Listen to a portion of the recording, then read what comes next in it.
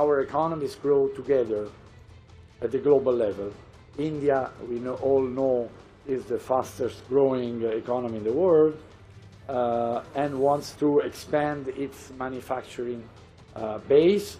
Italy is the second largest manufacturing powerhouse in Europe, and we can combine India's scale, speed and talent with Italy's technological know-how and industrial excellence.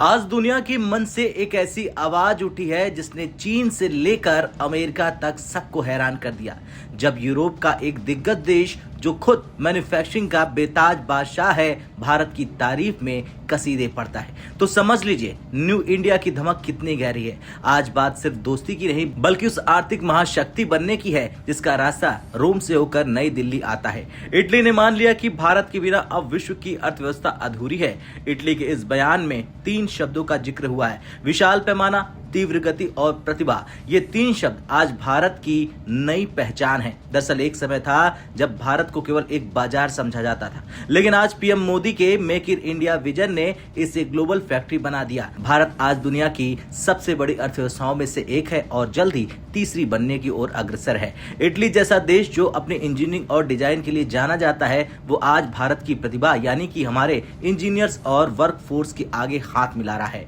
ये मोदी सरकार की उन नीतियों का असर है जिन्होंने लाल फीताशाही को खत्म कर रेड कारपेट बिछाया है। आज दुनिया को पता है कि अगर उन्हें तेज विकास चाहिए तो उन्हें भारत की स्केल की जरूरत है, चाहे वो मोबाइल मैन्युफैक्चरिंग हो या स्टील उत्पादन। भारत ने चीन के एकाधिकार को चुनौती देना शुरू कर दिया है, लेकिन ये साझेदारी यही नहीं रुकेगी।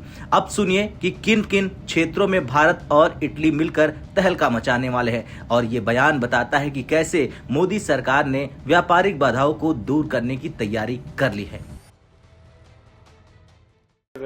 Our economies grow together at the global level. India, we all know, is the fastest growing economy in the world and wants to expand its manufacturing base. Italy is the second largest manufacturing powerhouse in Europe, and we can combine India's scale, speed and talent with Italy's technological know-how and industrial excellence. There are many sectors to fully leverage. Machinery, which accounts already for 40% of our exports, auto components, precision agriculture, food, wine, pharmaceutical, energy. These are sectors who will benefit from the FTA. Waste to energy, so circular economy, but also critical minerals. We signed an MOU on that. Space and defense. We signed an industrial roadmap that will enhance co-production projects between our leading companies. अब आप सोच रहे होंगे कि Italy ने इस वक्त भारत की इतनी प्रशंसा क्यों की। देखिए, इसके पीछे गहरी कूटनीति और भारत का आर्थिक पराक्रम है। इसका पहला कारण है विश्वसनीयता। कोरोना काल के बाद दुनिया चीन से अपना कारोबार समेट रही है। इटली जानता है कि भारत एक ऐसा लोकतांत्रिक देश है जहां नियम कानून स्थिर है। दूसरा बड़ा कारण है रक्षा और अंतरिक्ष। इटली की कंपनियां अब भारत में आकर केवल सामान बेचना नहीं चाहती हैं, बल्कि को प्रोडक्शन यानी कि भारत के साथ मिलकर हथियार और सैटेलाइट बनाना चाहती है। ये पीएम मोदी की आत्मनिर्भर भारत नीति की सबसे बड़ी जीत है। तीसरा सबसे बड़ा कारण है भविष्य की तकनीक। ग्रीन एनर्जी और क्रिटिकल मिनरल जैसे कि लिथियम के मामले में भारत जो कदम उठा रहा है, उसने यूरोपीय देशों को मजबूर कर दिया कि वे भारत को एक सहयोगी के रूप में देखें, न कि सिर्फ एक खरीदार के रूप में देखें। इटली ने मान लिया कि अगर उन्हें यूरोप में अपनी विनिर्माण शक्ति बचाए रखना है तो उन्हें भारत की ऊर्जा और युवाओं का साथ चाहिए होगा।